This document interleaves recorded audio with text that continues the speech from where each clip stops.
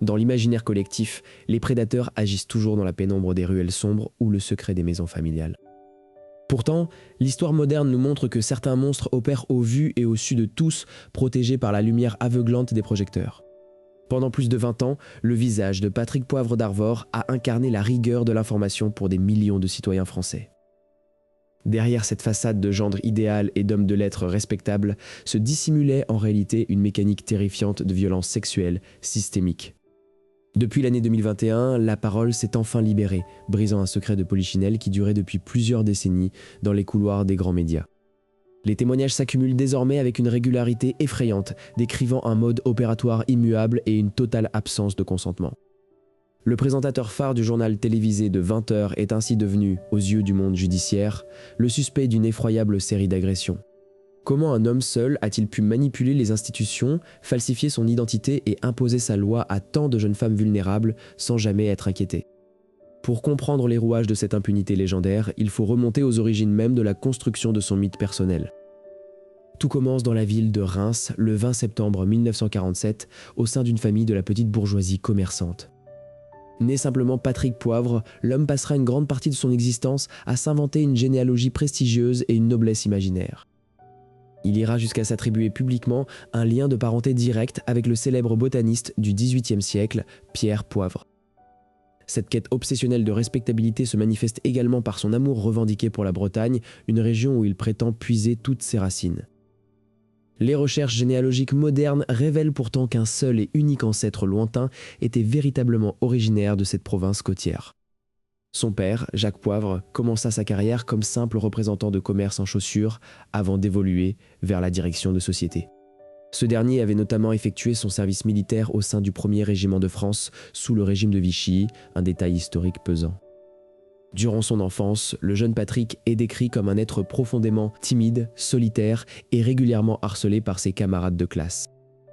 C'est dans l'univers de la littérature et auprès des livres qu'il trouve son unique et véritable refuge contre la cruauté du monde extérieur. Une figure marquante va alors orienter définitivement son destin, son grand-père maternel, Jean-Baptiste Jugue, qui écrit sous le pseudonyme de Jean d'Arvor. Cet aïeul initie l'adolescent au secret de l'écriture, lui transmettant un héritage littéraire mêlé de poésie nationaliste et de nouvelles érotiques privées. C'est en hommage à cet homme que Patrick ajoutera plus tard ce pseudonyme à son patronyme, créant ainsi l'acronyme mémorable de PPDA. Cette particule littéraire répondait surtout à son besoin viscéral de se donner une stature héroïque, une grandeur qu'il recherchera de manière maladive. À l'âge de 13 ans, il fait face à un début de leucémie qu'il parvient miraculeusement à surmonter, renforçant son sentiment d'être un survivant d'exception. D'une précocité intellectuelle remarquable, il obtient son baccalauréat à seulement 15 ans durant le mémorable été de l'année 1962. C'est au cours de cette même période estivale qu'il fait la rencontre déterminante de Véronique Courcou, la femme qui deviendra sa première épouse. Il entame ensuite un parcours universitaire d'élite à l'Institut d'études politiques de Strasbourg avant de rejoindre les bancs prestigieux de Sciences Po Paris. Parallèlement à ses études brillantes, l'étudiant se montre très actif politiquement au sein des mouvements de jeunesse de la droite nationaliste. Il fait alors ses toutes premières armes dans le monde de la presse en tant que critique de cinéma pour le magazine d'opinion Valeurs Actuelles. Signant ses chroniques sous le pseudonyme d'Alexis Orguel, il peaufine déjà son art du masque et du double jeu identitaire. À seulement 21 ans, sa vie privée prend un tournant définitif avec la naissance précoce de sa première fille, Dorothée, en 1968. L'année suivante, il intègre le prestigieux centre de formation des journalistes de Paris pour professionnaliser son ambition dévorante. C'est à ce moment précis qu'il adopte officiellement la célèbre cravate qui accompagnera sa silhouette tout au long de sa sinistre carrière. En 1971, le jeune diplômé se fait recruter par la station de radio publique France Inter, marquant ses débuts officiels sur les ondes. Pour préserver ses chances au sein du service public, il dissimule stratégiquement ses anciens engagements auprès des mouvements politiques de droite. Envoyé spécial à l'étranger, il réalise un coup d'éclat médiatique majeur en décrochant une interview exclusive d'Imelda Marcos, la richissime épouse du dictateur philippin. Ce reportage exclusif lui permet de remporter un concours radiophonique de premier plan et d'obtenir un poste d'1 an au sein de l'ORTF. À cette époque, l'Office de radiodiffusion-télévision française centralise d'une main de fer le contrôle gouvernemental de toute l'information nationale.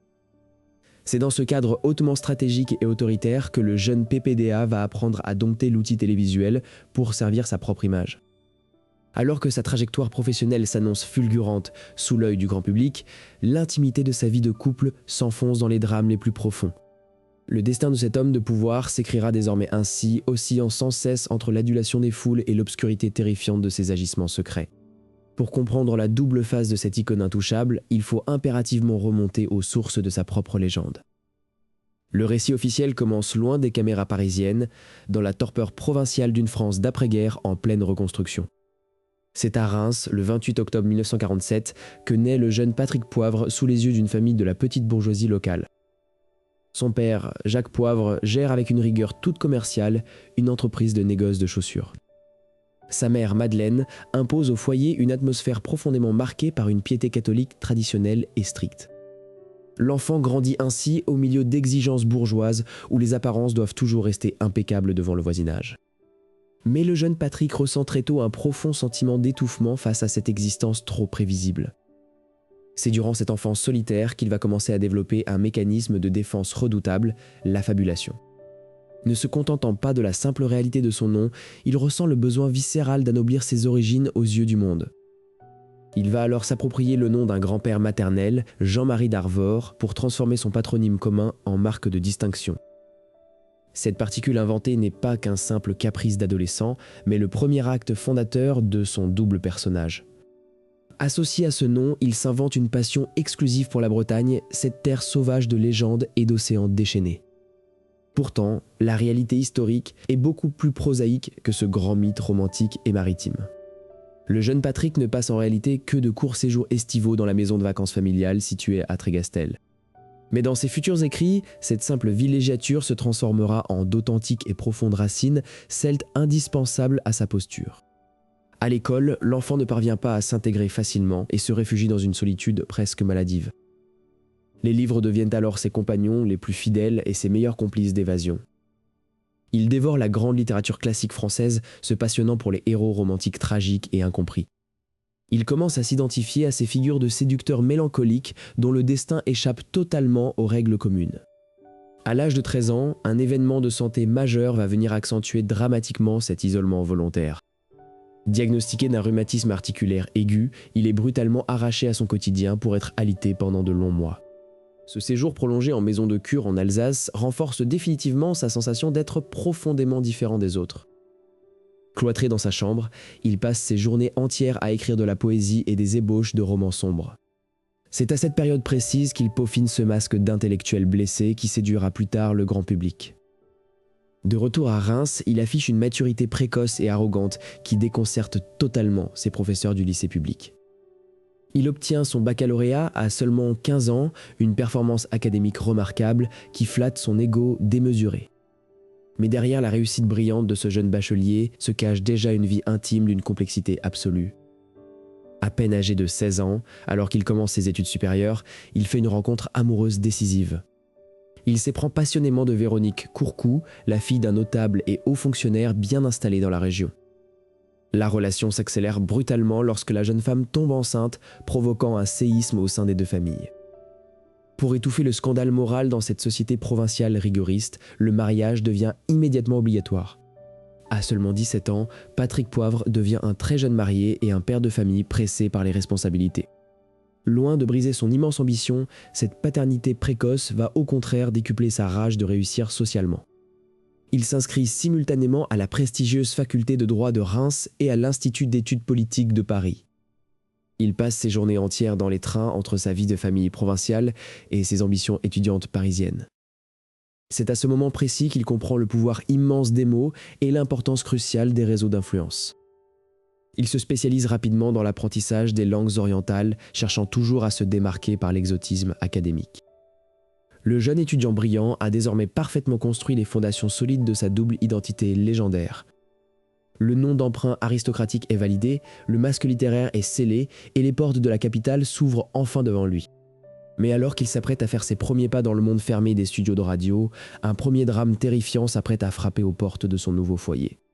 Les portes lourdes des studios de l'ORTF s'ouvrent sur un monde de microphones imposants et de bandes magnétiques qui tournent sans fin. À l'intérieur du foyer des jeunes mariés, l'angoisse s'installe silencieusement alors que la nuit tombe sur la ville. Le jeune journaliste s'installe devant le pupitre en bois verni, ajustant nerveusement son casque audio volumineux. À la maternité, les lumières crues des néons éclairent une réalité brutale que personne ne voulait affronter. Le couperet tombe avec une violence inouïe lorsque les médecins annoncent la perte tragique de leur petite fille Dorothée. La douleur immense brise le silence de la pièce, tandis que les larmes coulent sans retenue. Face au deuil dévastateur, le jeune homme choisit de se réfugier entièrement dans le travail pour ne pas sombrer. Ses premiers reportages radiophoniques frappent par leur ton singulier et une assurance qui impressionne déjà ses pairs. Les bobines de bande magnétique défilent à toute vitesse, emportant avec elles les échos d'une voix de plus en plus écoutée. L'ambition grandissante se mêle étrangement à une tristesse intime que le public ne peut pas soupçonner.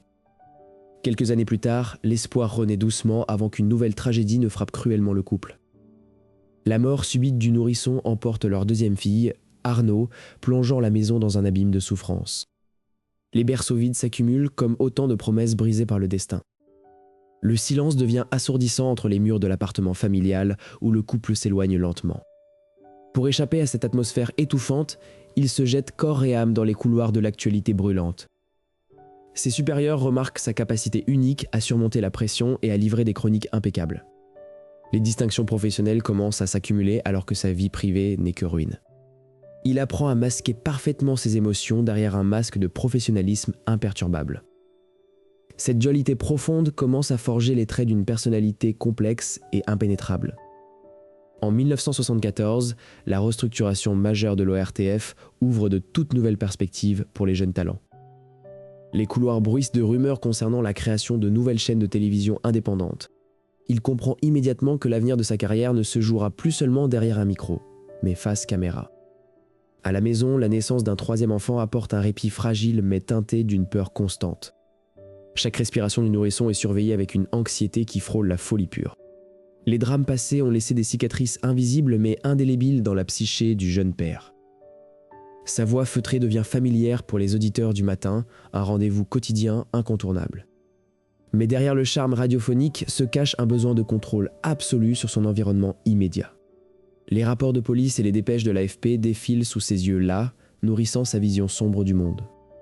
Le pouvoir d'informer des millions de personnes commence à éveiller en lui un sentiment de supériorité. Les opportunités à la télévision se précisent enfin lorsqu'on lui propose un premier essai officiel devant l'objectif. La transition vers le média visuel exige une métamorphose physique et vestimentaire complète. Il peaufine son élocution, apprenant à fixer l'objectif de la caméra comme s'il s'adressait à un confident unique.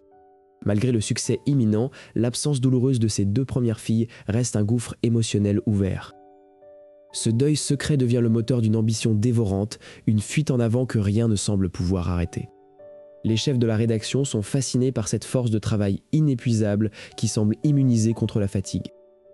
Les premiers signes d'une double vie apparaissent alors qu'il commence à fréquenter les cercles littéraires branchés de la capitale. Le jeune breton timide cède définitivement la place à un séducteur arrogant et calculateur. Les directeurs de la nouvelle chaîne Antenne 2 l'appellent pour lui confier un poste à haute responsabilité. C'est le début d'une ère nouvelle qui va bouleverser le paysage médiatique français tout entier. Mais alors qu'il s'apprête à entrer sous les projecteurs de la gloire nationale, un secret encore plus lourd menace de tout faire basculer. Ce secret pesant n'allait pas tarder à se transformer en une ambition dévorante, capable de balayer tous les obstacles sur son passage. En cette fin des années 70, le jeune journaliste franchit enfin les portes d'Antenne 2 avec la certitude absolue de son destin exceptionnel. Les dirigeants de la chaîne publique perçoivent immédiatement en lui le visage idéal pour moderniser l'information du soir. S'asseyant pour la première fois dans le fauteuil du journal télévisé, il impose un style radicalement nouveau, mêlant une assurance feutrée à un charme magnétique. Sa voix posée et son regard perçant captivent instantanément des millions de téléspectateurs français chaque soir. L'audience de la chaîne grimpe en flèche tandis que le jeune présentateur devient le rendez-vous incontournable des foyers. Cependant, cette gloire naissante ne suffit pas à étancher sa soif immense de reconnaissance et d'autorité exclusive.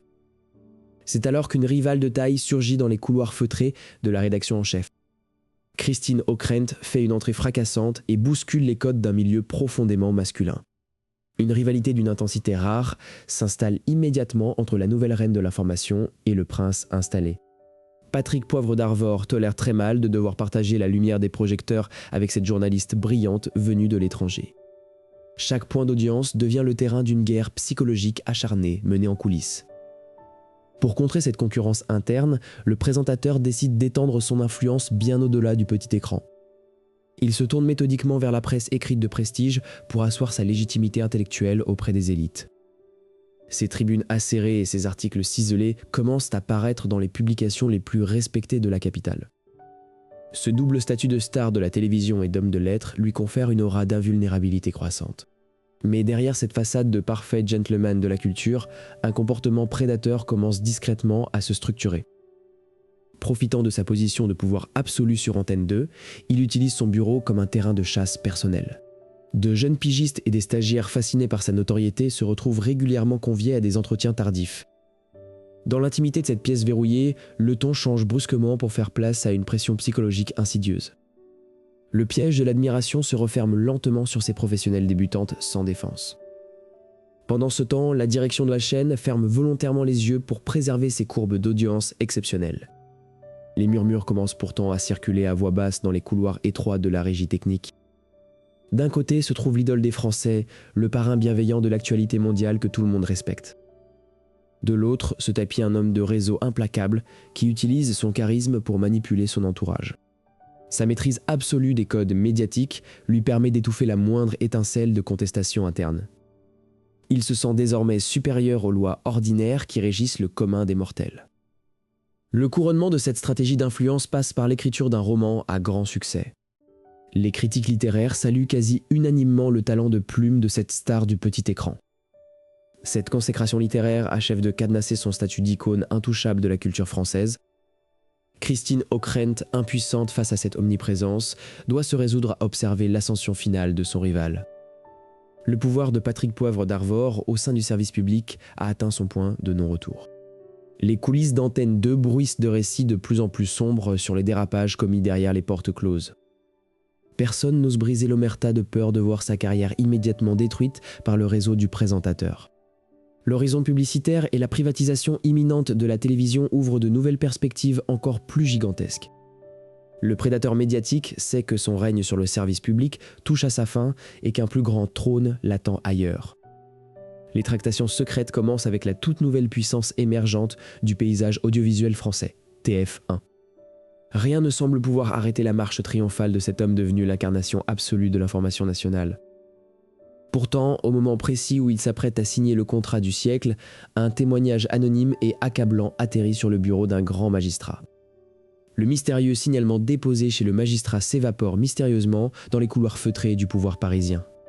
Libéré de toute menace immédiate, le journaliste vedette signe son grand retour en prenant possession du trône de TF1.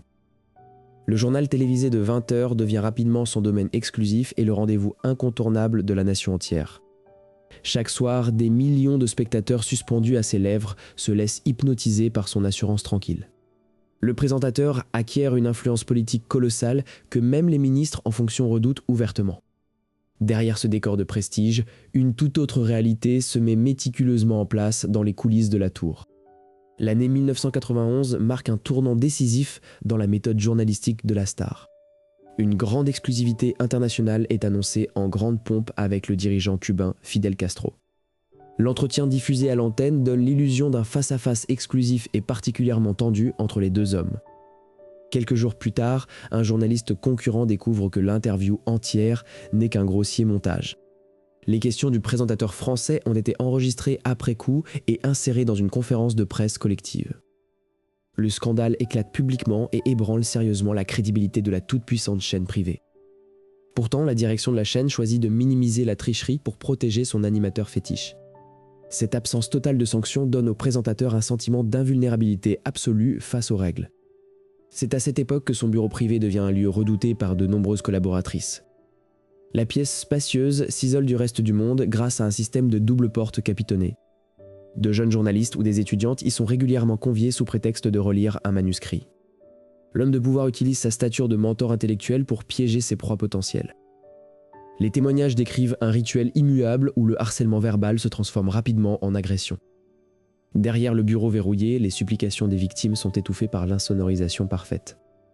Dans la rédaction, les rumeurs commencent à circuler à voix basse parmi les assistantes et les programmateurs. On conseille discrètement aux nouvelles arrivantes de ne jamais monter seules dans l'ascenseur avec lui. L'omerta s'installe durablement car personne n'ose affronter le pilier central des audiences du groupe. La star continue de parader lors des grands événements mondains, entourée de la haute société parisienne. Les hommes politiques de tous bords courtisent son journal pour s'assurer une bonne image publique. Cette proximité avec les cercles du pouvoir le protège de toute investigation interne ou journalistique. Les quelques plaintes internes formulées par des pigistes courageuses sont étouffées par les ressources humaines. Les victimes déboutées n'ont d'autre choix que de quitter la profession ou d'accepter le silence. Le prédateur perfectionne sa technique en ciblant des femmes isolées et sans protection syndicale. Le sentiment d'impunité grandit à mesure que sa popularité atteint des sommets inégalés. Son bureau devient une enclave close où la loi de la République semble s'arrêter définitivement. Les manipulations éditoriales continuent d'accompagner sa quête absolue de sensationnalisme médiatique. Il se considère désormais comme le véritable co-directeur de l'information de l'ombre. Le piège se referme sur de nombreuses vies brisées dans l'indifférence totale de la direction. Le système interne de la chaîne protège activement le monstre sacré pour éviter un naufrage industriel. Chaque soir à 20h précises, le rideau de velours se lève sur une comédie d'éthique et de rigueur. Mais l'obscurité grandissante derrière les projecteurs commence à laisser des traces invisibles sur son visage. Les dossiers secrets s'accumulent lentement dans l'ombre des tiroirs de certains services financiers. Le pouvoir absolu engendre une certitude d'éternité qui causera un jour sa propre perte. Pourtant, au sommet absolu de sa gloire intouchable, un virement bancaire suspect lié à un abus de biens sociaux attire soudainement l'attention d'un inspecteur des finances en mission. Les mailles du filet judiciaire se resserrent inexorablement autour du présentateur star dès le début de l'année 1996. Les enquêteurs décortiquent minutieusement les comptes occultes liant l'homme de télévision à l'homme d'affaires Pierre Botton. Les billets d'avion luxueux et les séjours dans des palaces prestigieux ne peuvent plus être dissimulés sous le tapis. La sentence tombe comme un coup près, condamnant Patrick Poivre d'Arvor à 15 mois de prison avec sursis. Le tribunal lui inflige également une lourde amende de 300 000 francs pour recel d'abus de biens sociaux. Les gros titres de la presse écrite s'emparent immédiatement du scandale qui écorche son image publique si parfaite. Derrière les sourires de façade affichés chaque soir à 20h, le doute commence à s'immiscer chez les téléspectateurs. Mais cette tempête médiatique et judiciaire n'est rien à côté du drame intime qui couve dans l'ombre de sa vie privée. Sa fille Solène, une jeune femme lumineuse de 19 ans, mène un combat acharné et désespéré contre l'anorexie mentale. Les cliniques spécialisées et les traitements médicaux se succèdent sans parvenir à apaiser sa profonde détresse psychologique. La jeune fille écrit des mots poignants dans son journal intime, exprimant la lourdeur d'exister dans l'ombre d'un père si écrasant. Un jour d'hiver glacial, l'irréparable se produit lorsque Solène décide de mettre fin à ses jours en se jetant sous un train. La nouvelle de sa mort brutale frappe la famille d'Arvor comme un coup de tonnerre d'une violence inouïe. Le pays entier découvre avec stupeur la tragédie qui frappe le présentateur préféré des Français au cœur de son foyer. Les obsèques de la jeune femme se déroulent dans une atmosphère de recueillement digne mais profondément pesante. Patrick Poivre d'Arvor dissimule ses larmes derrière des lunettes noires, soutenu par ses proches face au flash des photographes. Pour surmonter ce deuil insurmontable, la star de TF1 choisit de se réfugier immédiatement dans le travail et l'écriture. Il rédige un livre bouleversant dédié à la mémoire de sa fille disparue, intitulé « Lettre à l'absente ». Cet ouvrage public transforme sa douleur privée en un véritable phénomène littéraire touchant des millions de lecteurs.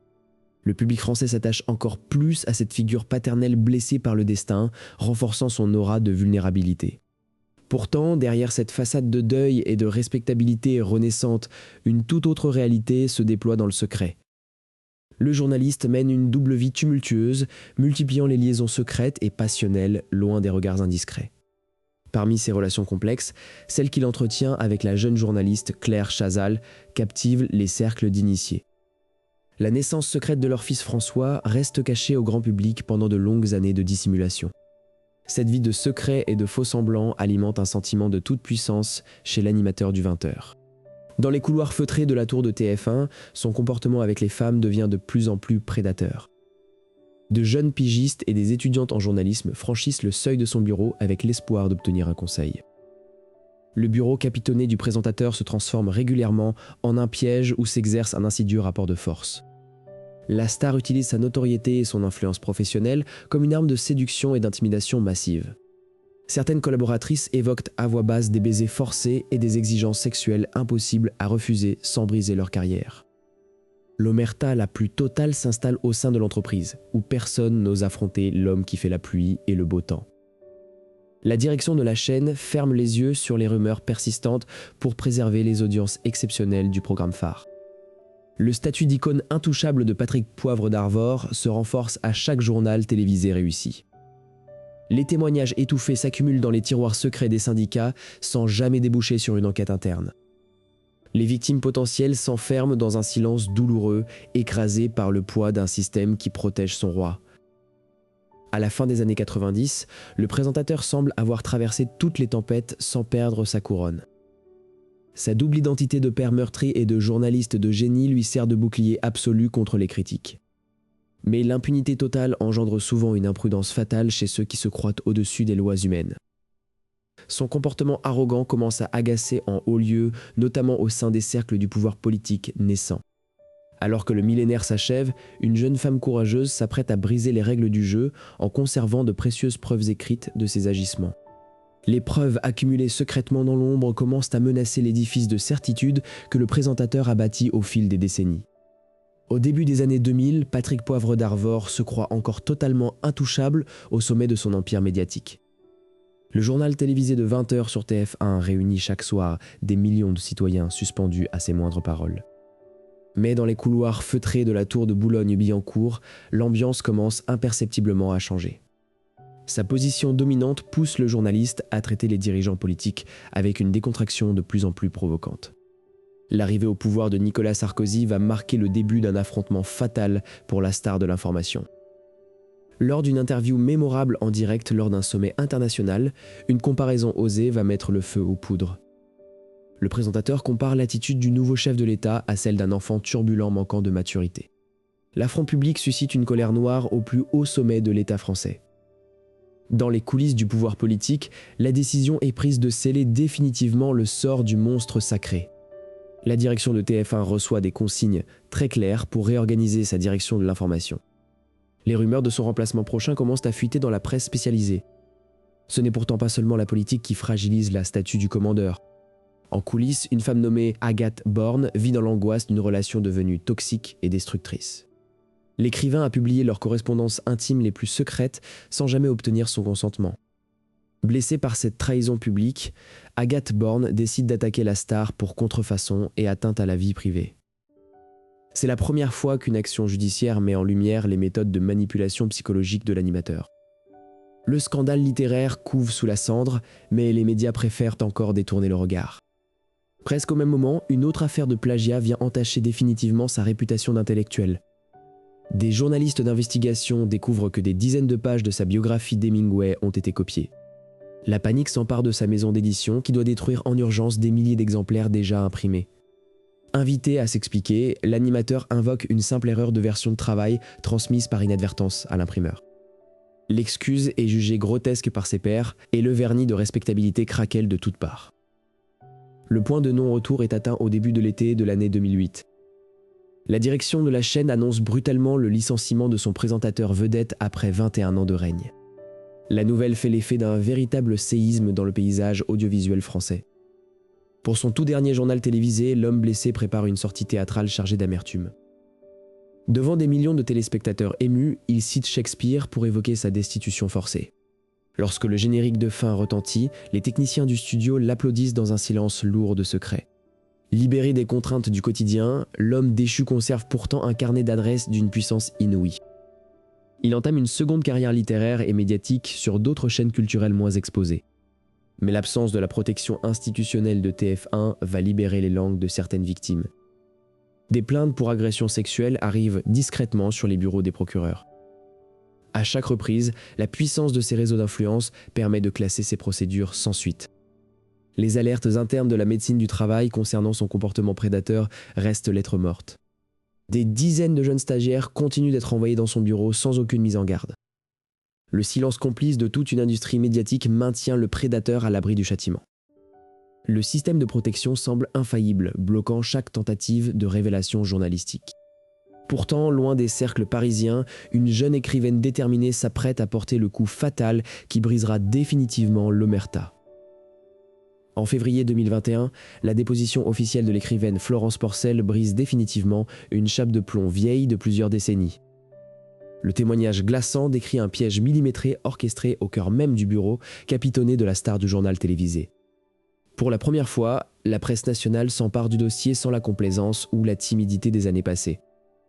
Le journal d'investigation Mediapart ouvre alors ses colonnes pour recueillir les confidences étouffées depuis trop longtemps. Ce qui commence comme une accusation isolée se transforme rapidement en une immense déferlante de témoignages concordants. Au fil des semaines, plus de 45 femmes se manifestent pour raconter un scénario qui se répète de manière identique.